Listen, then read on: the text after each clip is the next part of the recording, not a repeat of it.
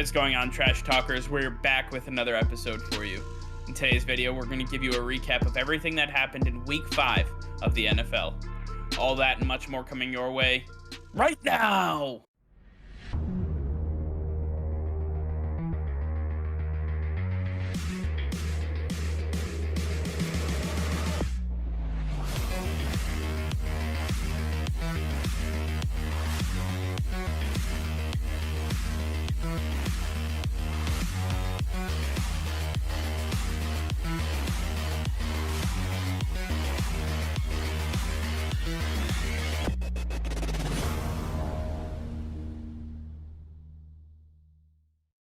Hey Trash Talkers, over 85% of you are still not subscribed to the channel. Please be sure to hit that red subscribe button and turn on notifications, as it will help us create more daily content for you. Thank you and enjoy today's video. Alright Nick, what a wild weekend it was, and week 5 is now almost officially in the books. Obviously tonight we have Monday Night Football, but with everything that happened in week 5, I feel like I've already gone through multiple weeks, but nonetheless, it was invigorating, it was fun, and we made some money doing it. So I want to take a look at our 4 downs, starting off with our first down and taking a look at one of the most exciting games that we've had all season, the Cleveland Browns falling just short of the Los Angeles Chargers. What is your take on this game? What did you see? What did you like and what did you not like? Yeah, I was surprised. I really thought that this was going to be a low-scoring game. I thought that the Cleveland Browns defense was for real and that they would be able to do exactly what they did to the Minnesota Vikings last weekend. Turns out that Justin Herbert is just on an absolute tear. Mike Williams is the real deal, and this Chargers team overall under Brandon Staley is just a different monster. And the Cleveland Browns, with everything Baker Mayfield's going through, not having Jarvis Landry, the connection with OBJ not really being there, they put up a ton of points. And it was really fascinating to watch these teams go back and forth. 6 touchdowns in the fourth quarter. It was absolutely amazing, but in the end, it was Justin Herbert who was able to get the job done. The lack of receiving weapons right now for the Cleveland Browns is holding them back. They need to have a bit more diversity in their attack. It can't just be this running game with Kareem Hunt and Nick Chubb. I really need to see a little bit more from the Cleveland Browns, but I'm really excited from what I've seen from the Los Angeles Chargers. Cleveland Browns look like a really good team until you start to dive deep into what exactly they do. Nick Chubb and Kareem Hunt carried this offense. David Njoku, 7 catches, 149 yards. That's absolutely incredible, and they finally learned to unleash this athletic specimen that they have at the tight end position. And while that's all well and good, I think Baker Mayfield is starting to fall short. We're starting to see some of his shortcomings, because outside of this run game, I'm scared for the Cleveland Browns. I'm not exactly sure that Odell Beckham Jr. is on the same page with Baker Mayfield. You know, you take a look at the lines outside of Njoku. Donovan Peoples-Jones, 5 catches, 70 yards. Rashard Higgins, 3 catches, 29 yards. Kareem Hunt, 5 catches, 28 yards. OBJ, 2 catches, 20 yards, and Nick Chubb, 1 catch for 9 yards. That's not a lot. I mean, they are relying on this running game, and if a team comes in and says, we're going to shut that down, we are going to absolutely load the box, we're going to make Baker beat us through the air, I don't know if the Browns have the ability to win a game like that. And on the flip side, the Chargers looked dynamite. I mean, they looked incredible. The defense has some holes that they have to fix. Obviously, giving up 42 points, and most of it coming on the ground. Chubb with 161 yards and Kareem Hunt with 61 yards. It's a lot of yards on the ground that are eating up time, eating up your defense, keeping drives going. There's a lot of things that the Chargers defense has to fix. Overall, I'm encouraged and I'm excited for what Justin Herbert has brought to this offense and what he's going to be able to do moving forward. I think they found a real gem in Mike Williams. I really love what he's been able to bring this year under Brandon Staley, because they're not just using him as a 20-yard deep passer and just saying, go get these 50-50 balls and don't get hurt at the same time. They're using him across the field. They're putting him in really good matchups. I like where the Chargers are headed. I like where both of these teams are headed. Now, I just got to see them put it all together. All right, for our second down, we have the Buffalo Bills versus the Kansas City Chiefs in what is an absolute slobber knocker so far. A great game, but at the time of this recording, this game is currently in a weather delay. We can no longer wait. We have to get this recorded for you guys so we can get it out as we always do. Now, from what we've seen so far, it's kind of exactly what I expected. The Kansas City Chiefs offense is not as strong as it was last year, and the defense, I mean, they basically aren't out there. The Bills are just trouncing them. Josh Allen at halftime, 7 of 14, 219 yards, 2 touchdowns. Josh Allen also has 4 carries for 41 yards, obviously with a big carry there and a touchdown as well. The Chiefs defense, Nick, what has happened to this defense? Yeah, it's really a mystery what's happened to this Kansas City Chiefs defense. I think it's more so that they've just been exposed one too many times, and there is a playbook for how to stop the Chiefs defense, how to get past the Chiefs defense, rather. The Chiefs defense just has no ability to stop the run, stop the pass. The secondary has looked good in the past. They're not clicking right now. They're not putting it together. Tyrann Mathieu isn't able to do anything. The young corners are not able to do anything either.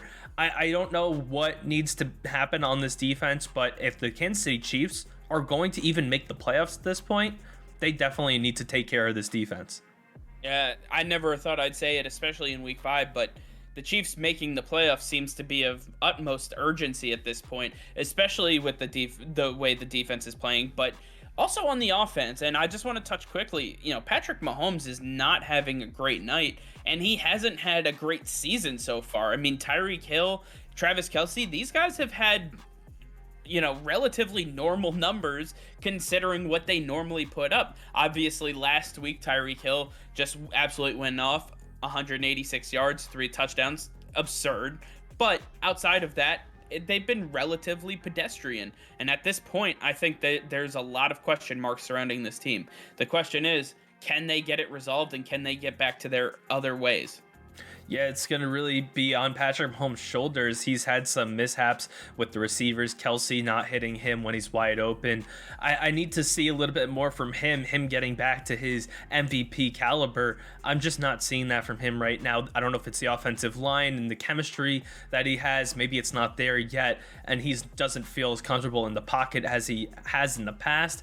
Or maybe it's just something with the play calling. It seems like the play calling has been toned down a little bit, that we don't see new plays each and every week. We see some more repeats of previous plays, and so it becomes a little bit easier to counter what the Chiefs are going to do when you're not given a play that is brand new to you. And these defensive coordinators are starting to figure out how to stop this offense. It's not good for Patrick Mahomes and the rest of the Chiefs. Yeah, I mean, Andy Reid, Eric Bieniemy, and Steve Spagnuolo all need to figure this out if the Chiefs have any hope of moving forward.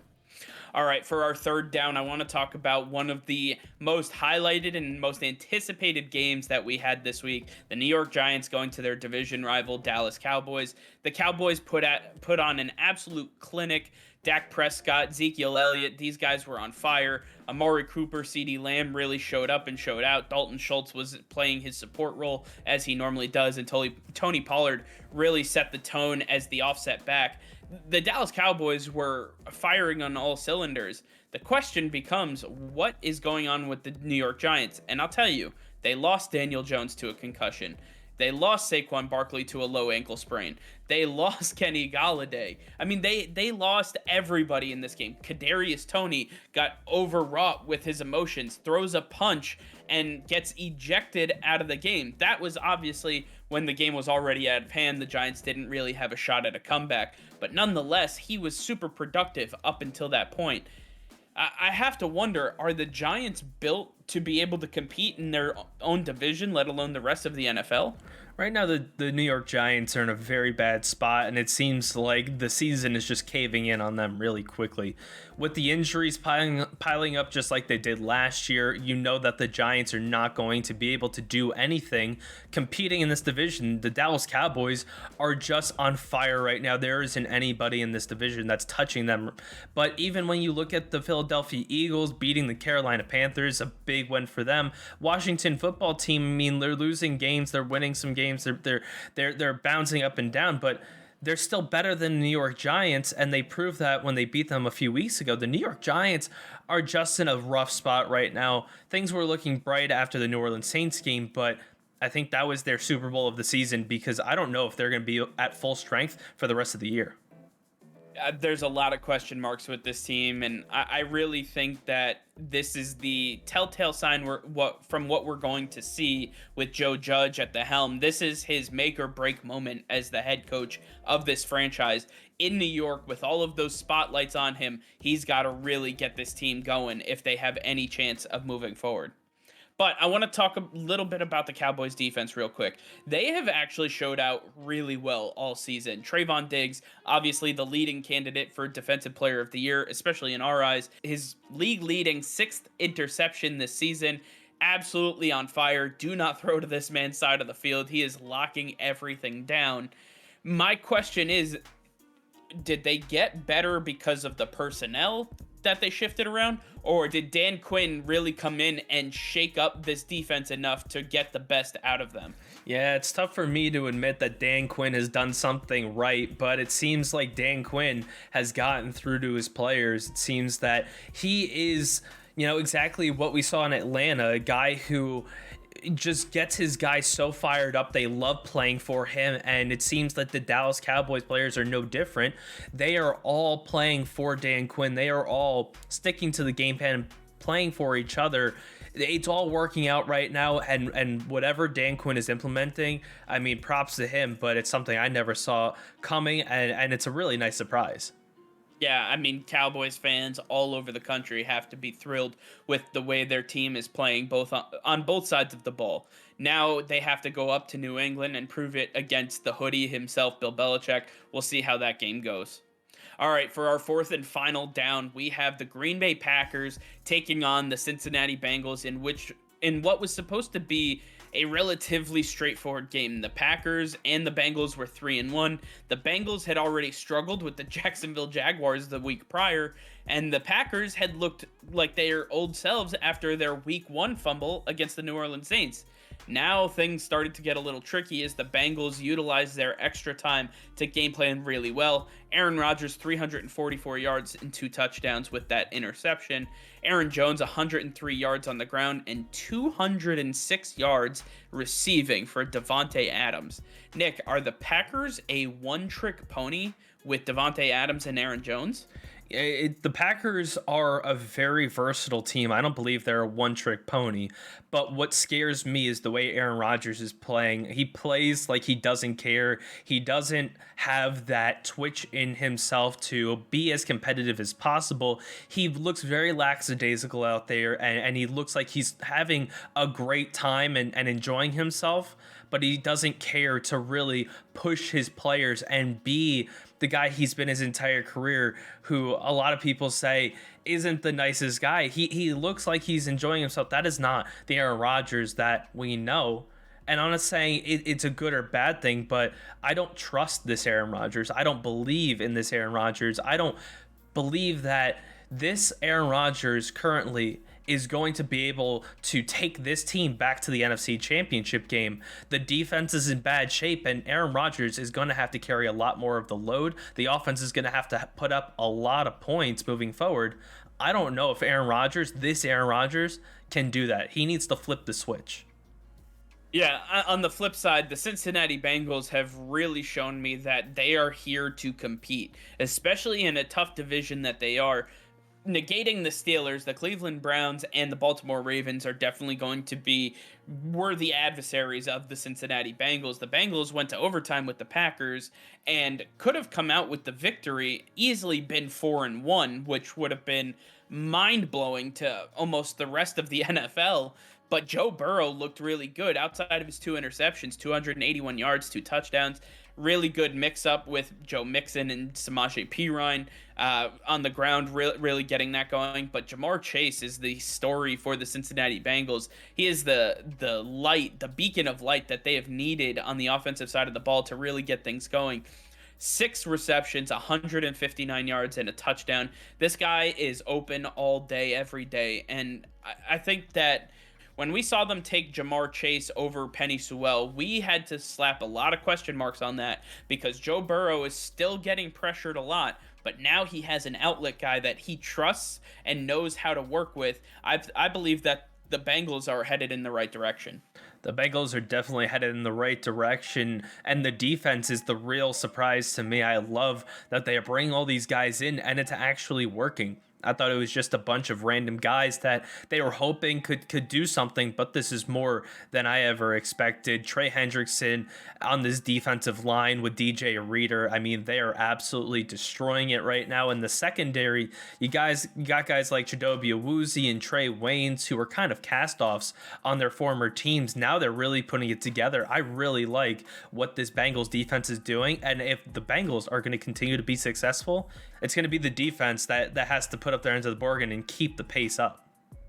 Yeah, I like what the Cincinnati Bengals have shown us throughout the season so far. I believe that they are for real, and I believe that they're going to be contending to make the playoffs this season. They could be one of the teams that forces the Kansas City Chiefs out of the playoffs if both of these teams continue trending in the directions that they are. All right. For our 2-minute drill, I want to scramble and take a look at the rest of week 5. Nick, what was your highlight from the Los Angeles Rams Seattle Seahawks Thursday night football matchup? Yeah, from the Rams game, I just can't believe what happened to Russell Wilson. The Seahawks for the rest of the year are going to be in a very bad spot. I don't think that they are playoff contenders anymore, and I don't even know if they're going to make it out of the bottom 10 of the NFL. Next up, we have the New York Jets at the Atlanta Falcons, and this was a 9:30 a.m. Eastern matchup played in London at Tottenham Spurs Stadium. Listen, the New York Jets, doesn't matter if they're in North America or Europe, they still don't know how to play football very well. The Atlanta Falcons took care of them easily, and that was without Russell Gage, that was without Calvin Ridley. They were without their top receivers, and it didn't matter. They were able to put up plenty of points on the New York Jets and able to come out with a victory. I think that the New York Jets still have a long way to go. Next up, we have the Denver Broncos at the Pittsburgh Steelers. Nick, what did you see in this one? The Pittsburgh Steelers offense is finally clicking. Najee Harris getting a lot more carries. That seems to be fixing up this offense. Takes a little bit of pressure off of Big Ben. I think that they might be onto something, but the Denver Broncos, they got to figure something out. I think it's the injuries finally catching up to them. Next up, the Detroit Lions narrowly lost to the Minnesota Vikings in a NFC North divisional matchup. Now, my question to you, Nick, is was this more bad Minnesota Vikings football or really good Detroit Lions football? I think this is just a tough divisional matchup. The Detroit Lions overall know how to play the Minnesota Vikings. This team for the Vikings hasn't really changed as much as the Lions, and so it's easier to prepare for them when you know the personnel and the coaching staff, you know what they're going to be offering you. The Detroit Lions, though, they've been in these situations. They are on the brink of their first win. It's just a matter of time until they get that first W. In an Interstate 95 matchup, the Miami Dolphins took on the Tampa Bay Buccaneers, and Miami Dolphins are the team that has beaten Tom Brady the most in his career, but today was not one of those days as the Tampa Bay Buccaneers put on an absolute shellacking. Tom Brady throwing for 5 touchdowns, 411 yards, just an absolute clinic through the air. Antonio Brown, Mike Evans really getting involved. The Miami Dolphins are spiraling after the loss of Tua, now falling to 1-4. Next up, we have the New England Patriots at the Houston Texans. And Nick, we were both on the edge of our seat for this one. What did you see both from the Texans and from the Patriots? Both teams made a ton of mistakes, but in the end, the Patriots made less mistakes and they came out on top. Both teams have a lot to work through. I think both of these rookie quarterbacks, however, are bright spots. They might be the 2 best rookie quarterbacks from this year's draft. Next up, we have the New Orleans Saints taking on the Washington football team, and this was another case of Jameis Winston finally showing off exactly who he is, really performing well, and obviously he was bailed out by a Marquez Callaway Hail Mary touchdown to end the half. Nick, what did you see from New Orleans that has you encouraged? I really like that Marquez Callaway is becoming a bigger part of this offense. Juwan Johnson getting involved. These guys who are not big names, they're finally getting open. They're finally showing what they did in the preseason, and I think that Jameis Winston feels a little bit more comfortable under center. I like the direction they're headed in. I'm a little bit worried for the Washington football team. Next up, the Philadelphia Eagles took on the Carolina Panthers in what was one of the most exciting games that we had all weekend. Nick, what'd you see from the Panthers that ended up losing them this game? It's going to be their offensive line. It's in shambles right now. They're fixing up the defense with Stephon Gilmore, but you got to fix up this offensive line. You've got almost 20 hits on Sam Darnold in the last 2 weeks, and he's been sacked 8 times in that 2-week span. You've got to give him some time to work in the pocket. He's not that type of quarterback who can just figure stuff out on the fly. He needs time to think. Next up, the Tennessee Titans were coming off a devastating loss to the New York Jets where, they should have won that game, but now taking on the Jacksonville Jaguars, they were not going to let it happen a second week in a row. Their divisional opponent had no chance as Derrick Henry took the lead and did not give it back. This man trounced all over them for another 30-carry game. Is there anybody who can stop Derrick Henry?